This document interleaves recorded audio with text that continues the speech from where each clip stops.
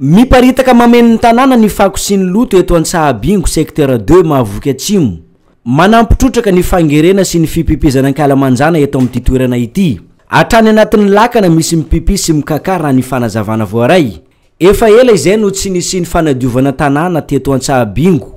ka ny maraina ny sabotsy 12 Jolay dia nifoa tamin'ny torimaso ny lehibe ny fokontany Mahavoky Atsimo sy ny komity miaraka aminy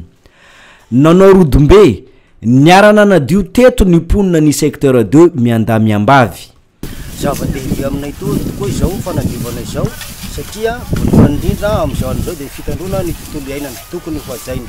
tafiditra ao anatin'ny fotoanan'ny vakansy koa moa isika amin'izao fotoana izao dia ngamba ataoko fa voninahitra sirairay ho an'ny eto Mahajanga raha manana plazy madio tsika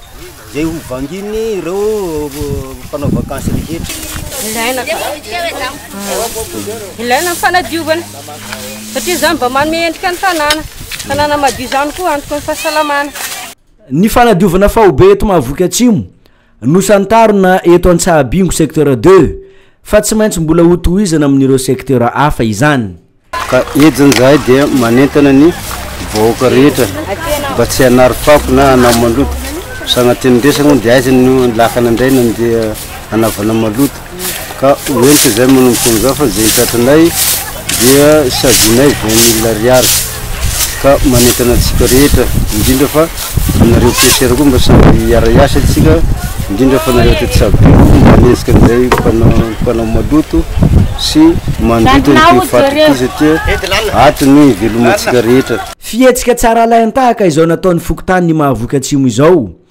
satria ny fahadiovana no antoko ny fahasalamana tsy tokony hijanona treo ihany nefa izany fa tokony atao fahazarana ny resaka fanadiovana sahala amin'ny ity natao ity